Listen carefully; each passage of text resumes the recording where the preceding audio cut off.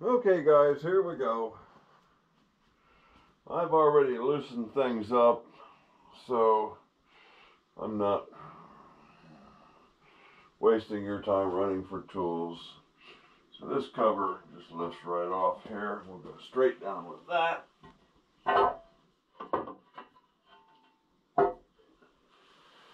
And first we're going to remove this gear.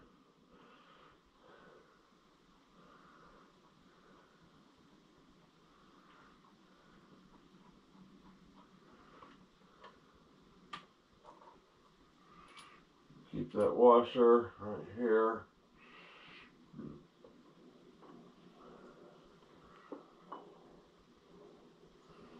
Let me grab a mallet. A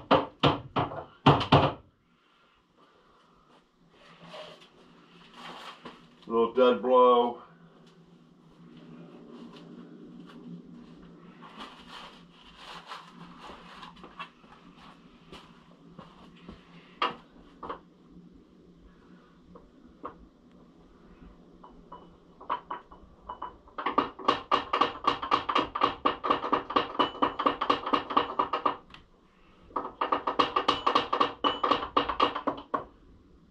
Okay. Make sure we don't drop the key. Get it facing up.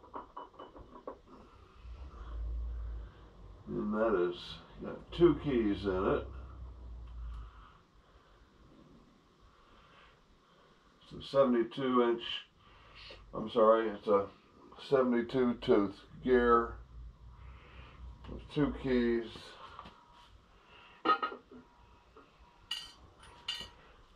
Okay, so now I'm going to pull this banjo off, or this bolt off the banjo. I think I can do it. I'm going to have to pull these gears. So this just literally has a C-clip. Somebody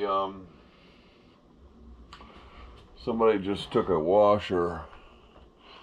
Make sure you can see that. Yeah, someone just took a washer and fashioned a C-clip out of that. So drop that in there.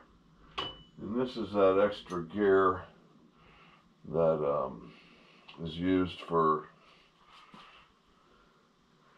11.5 threads per inch. And it says G16, so it is keyed as well. It also has this pin and this washer that indexes against that pin and the keyway.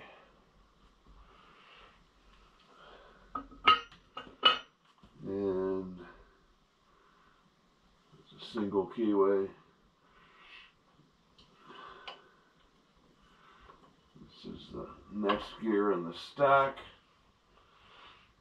And I can't tell you how many teeth that is. It says here G16 106-1. So maybe it's 106. And it has a hole that corresponds to the pin in this one. So we'll actually let those things marry together.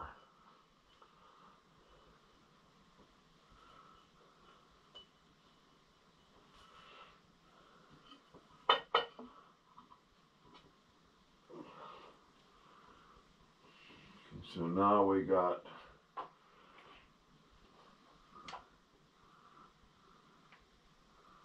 we'll let this,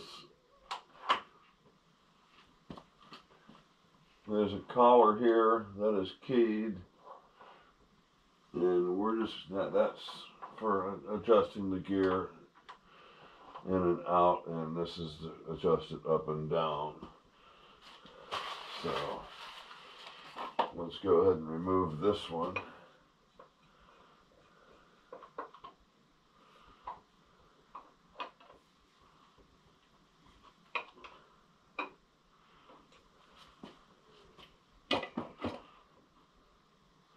first I want to put this washer nut back in here. And we'll go ahead and pull this one.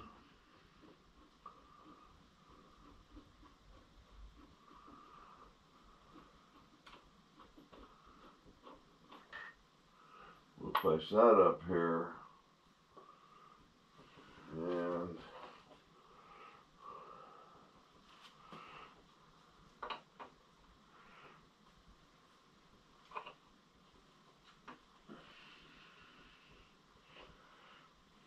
we'll loosen up this. Make sure you guys are still in the picture here. Yeah.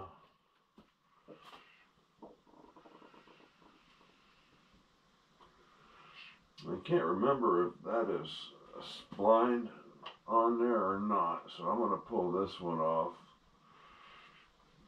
This one has a spacer on it.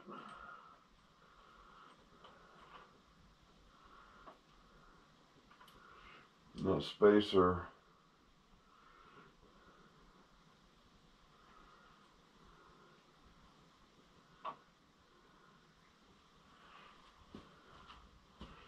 will go here.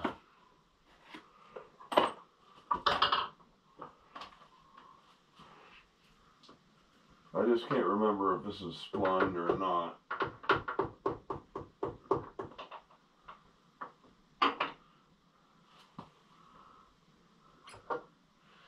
And it appears it is not. So that spacer will go on there. And we will put this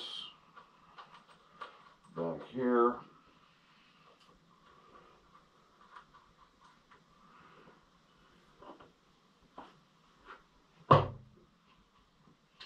And that's enough to get this plate off here. So there's 3 screws here.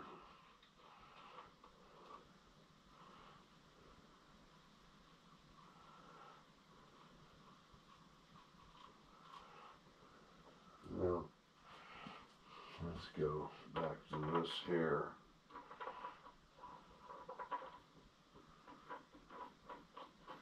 That's where the banjo went.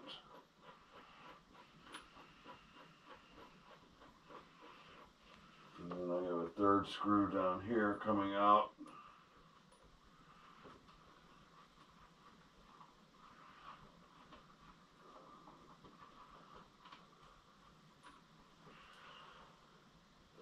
Okay.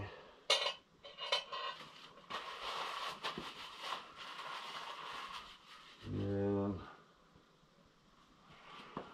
let me see here, we got all kinds of clearance here.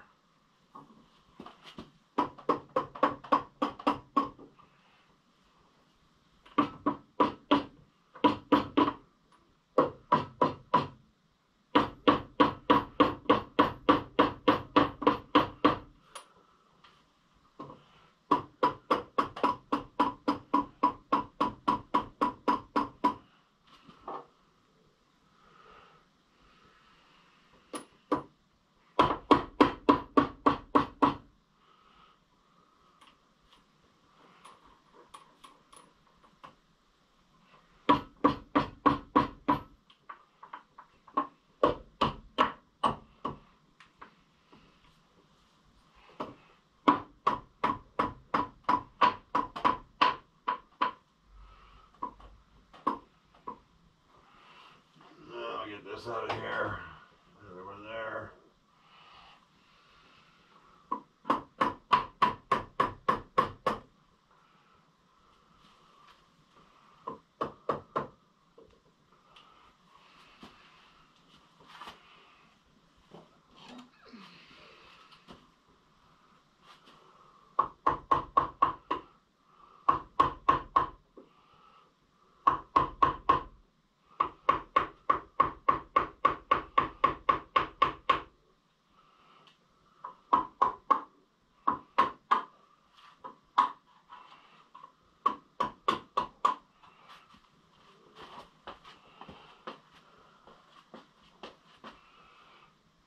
Okay.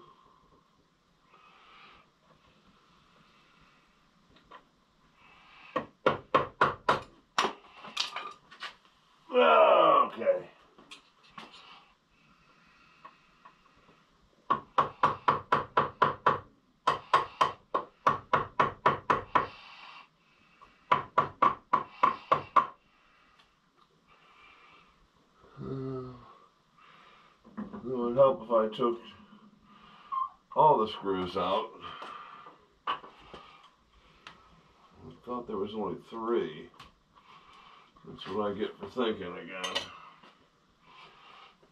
Okay.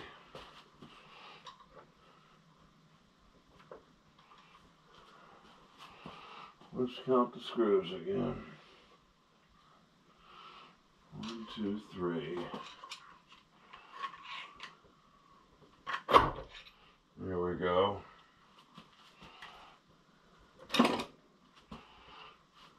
And we're looking.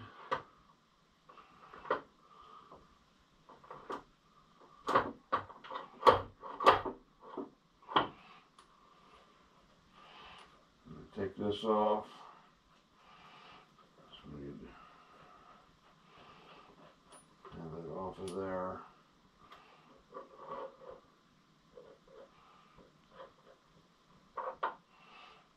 Place. Back of it. There's that. You can see an oil catch here. It comes down and drips and does this. There's a bearing that rides in here. So let's get that back there.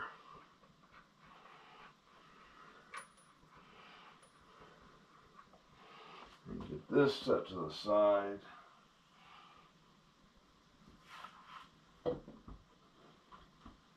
There. Now let me get a flashlight and get you moved.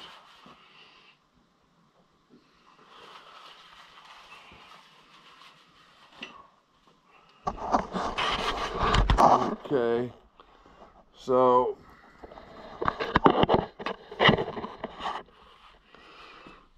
we have a bearing here. We got this gear here. This is this lever here comes up, pivots down here on that nut, grabs this gear, and that switches to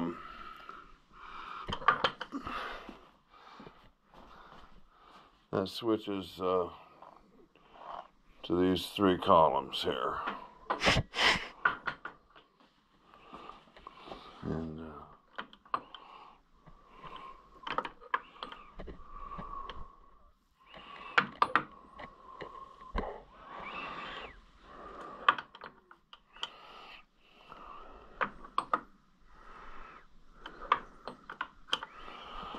okay, so let's go ahead and remove this so we can pull these gears out.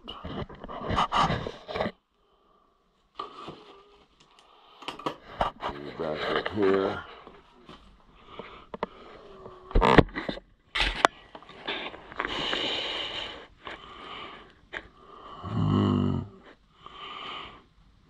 I believe that'll do.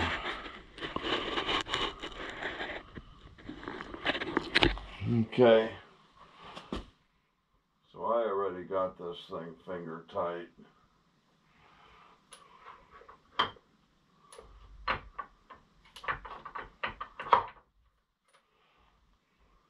It's just a little tight to get in there. I guess I could also remove this screw. I may have to do that anyway. But for right now, let's just try this big one here.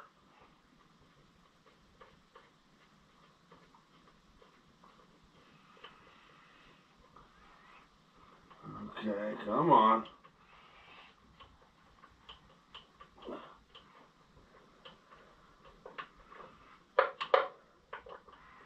Okay, so there.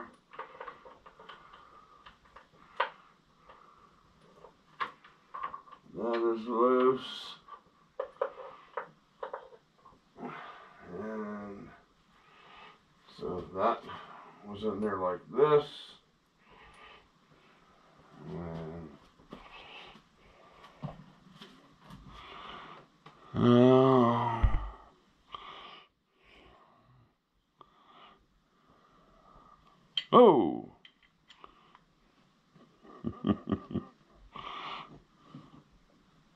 So it's just a simple fork, I guess.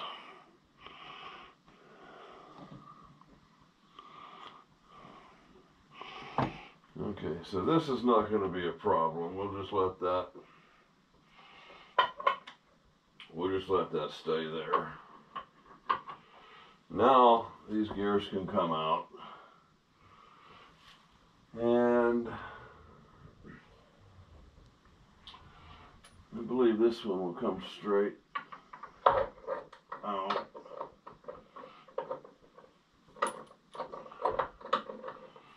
Now let's see here.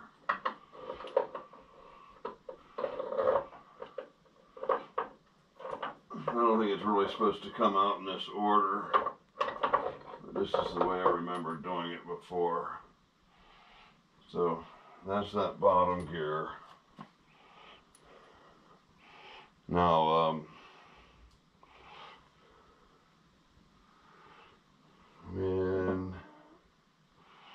when we were operating this lever, it was having this gear here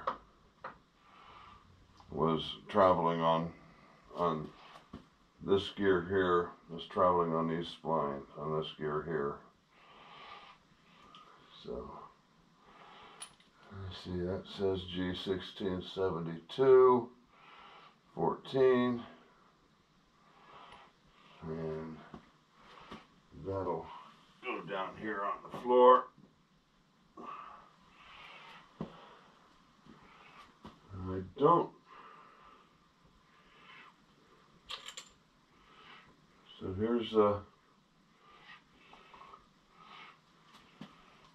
don't know if that's a thrust washer or not. It has a elevation there.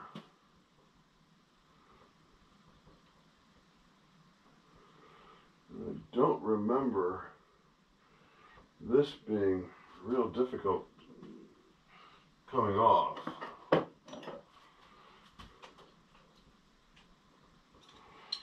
Everything's kind of finger tight.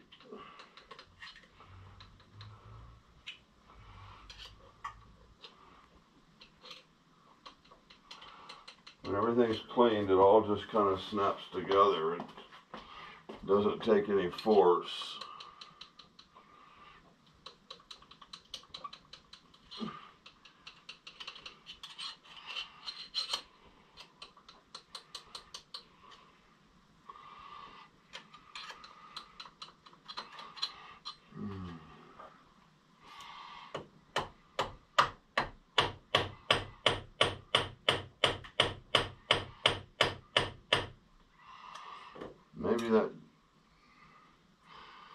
Maybe that bearing didn't have to come off. I really don't remember that.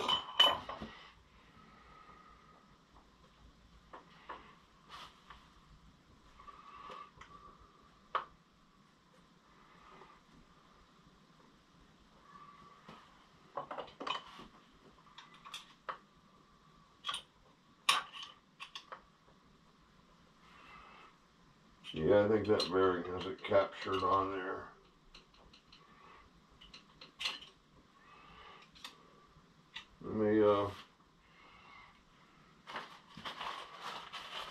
Let me bring you back on that one. Okay, I think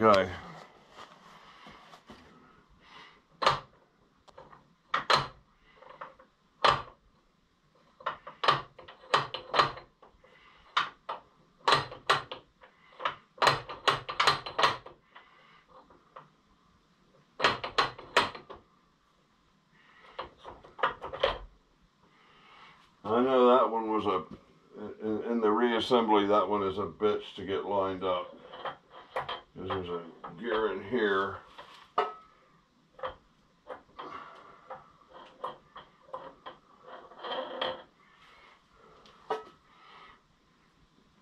This journal is kind of tough to relocate when you're going back in there. That is inside the headstock. And it's 36, I imagine. 3620. 163620. So maybe I'll count those teeth and see if that has any bearing on what's going on. Up here it says something different. This says 72, 15, 16. So this is probably 36. This is 72. And this one I don't know. And that is showing, I think this is a gear that is being meshed and during movement. It's got some burrs on it. I think I'll file all those burrs off. Maybe this thing will run a little quieter. Okay, so that's the internal gear. And unfortunately for me, this really doesn't show us anything. Everything we're going to need to get to is inside.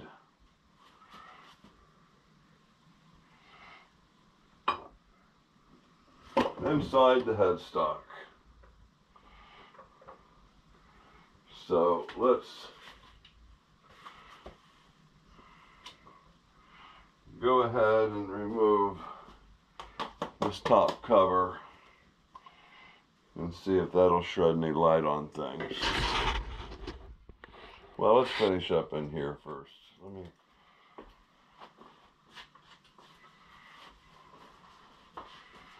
Let me find my light.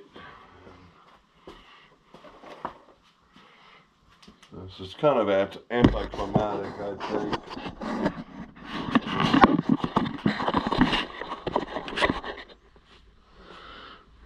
So this is where we lay.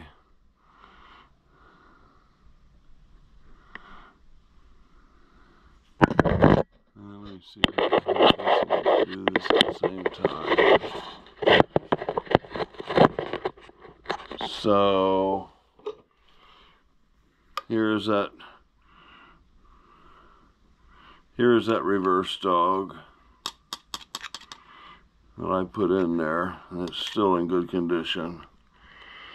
And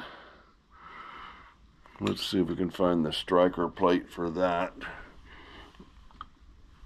And the striker plate for that is right there.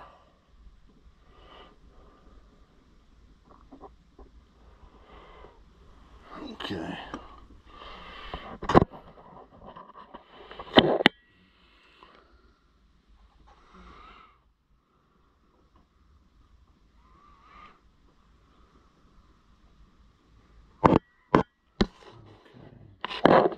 There's a gear here that is transferring, looks like it's transferring all the motion from the spindle down into the headstock. So you see this main gear here, and it's a gear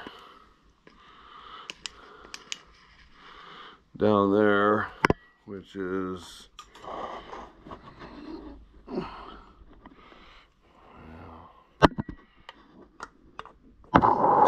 here,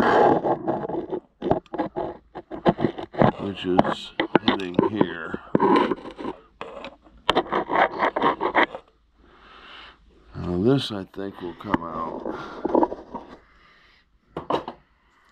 Sorry about that. Terrible camera work. I think this gear will come out.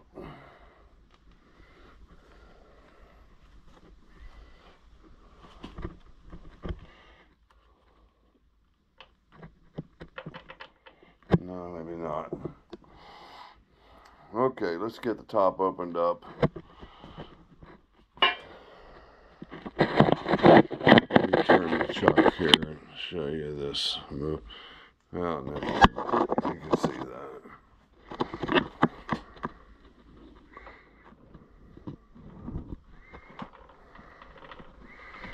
That's turning the chuck.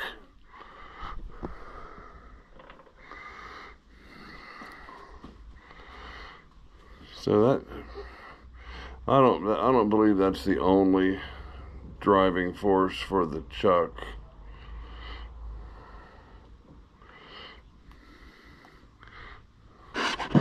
Okay. Okay, if you can see down there where my screwdriver is pointing, that is the forward drive dog and drive plate. The blade of the screwdriver is against that brass ring, which is the drive plate.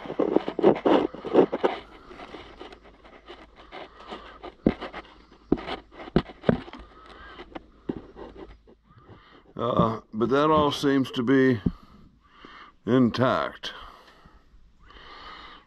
So let's take a look at the rest of the headstock here. Just kind of a change of subject.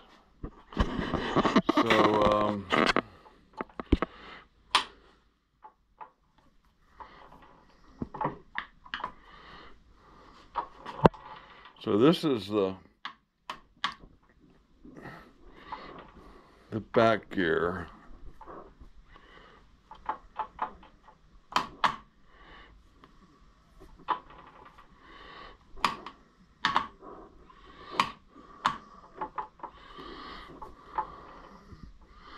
So the back gear actually engages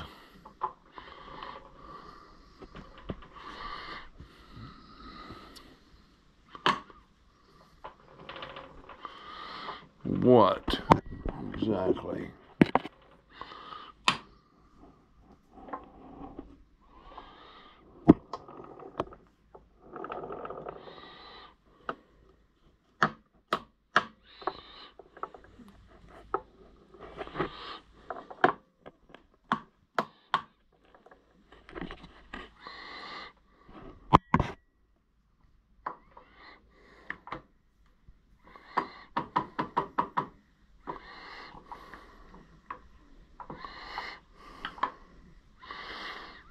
Let's talk about the back gear for just a moment.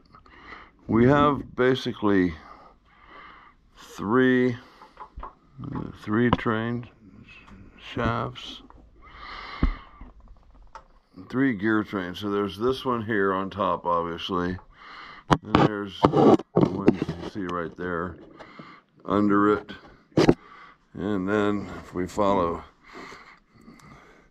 the shaft down here, there's another set of gears, and they are geared to the clutch, which is underneath this dirty ass rag. So you got the back gear lever, which was on the top of the cover, and that moves this gear and basically aligns it with this big gear here. And then this lever here, it brings this gear right down here up. I don't know if you can perceive that movement or not. And that is in back gear, and this baby is basically locked. But there's another way to run the lathe with that even engaged, which is kind of another back gear. That is the main lever on top is set on, what do they call it? Direct. So with this dog here set on direct, this gear is not engaged with this big gear, but if you engage this, it engages that next gear down below. Or when you put this in there, put the lever to back gear, now you're in what I call full back gear. So I don't know about that. Inside here is your main bearing. You can see where it can be tightened up.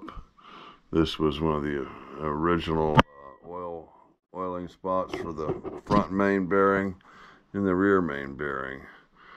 But this model, they eliminated those, and the oiling comes from the pump, which is part of that clutch mechanism.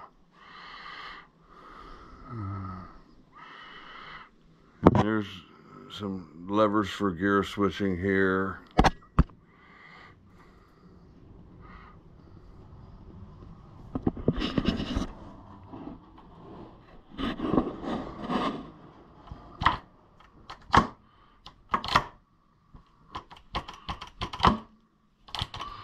And then same over here.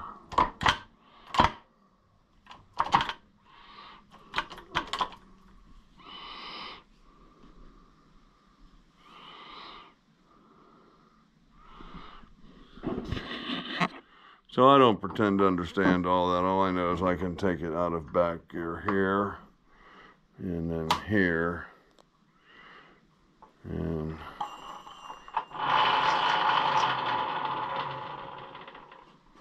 all that noise is coming from this gear here. It's not the bearing. Well, I can't believe I got all those internal gears back in place in like 5 minutes. I guess familiarity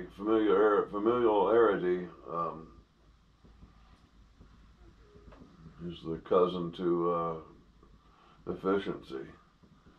So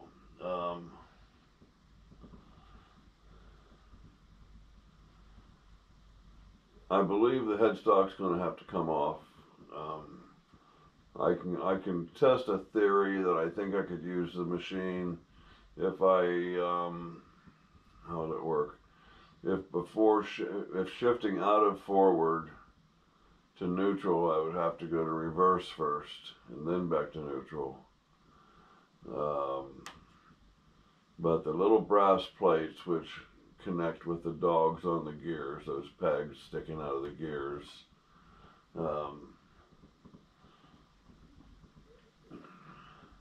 I believe they're supposed to be stationary, and that whole shaft moves back and forth. And I think the linkage that is moving that shaft is the problem. And I can't see that from where we're at. I do remember that there's 4 set screws on that linkage. And one of the times when I had reassembled the headstock, I put everything back together and failed to tighten up those 4 set screws. So I had to take the whole thing off again just to tighten up 4 set screws. One other time I was taking the apron off, and the cover that covers the gearbox where all the rods go into it, I was missing 2 bolts for that in the reassembly. And after it was all back together and running, I remembered where I put those 2 bolts, and it was inside the casting. So I had to take that off. Luckily, I was able to just loosen up a couple screws and pry the plate over and grab them and fish the bolts up with a magnet, so it wasn't a big deal. But taking the headstock off is going to involve a complete cleaning of the outside of the machine, the chip tray, everything, all the tools that are stored in the tray have to come out, and all the oil cleaned up. And I'm not going to take that thing apart, and if it's dirty, I don't know.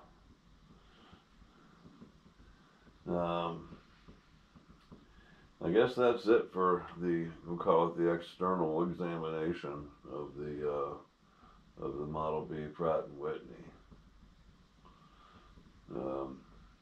Like Brian Block said, you know, it's a shame you have to do that, but we have been here before, and yeah, it's been apart a couple times, and I think he has a small interest in it because he is the one who found this lathe and made me aware of its existence. I paid less than $650, I think, for it. And he was already purchasing something from the same people and had a trailer going up there to pick it up in northern Ohio. And we just threw my lathe on the same trailer his shipment was coming down on,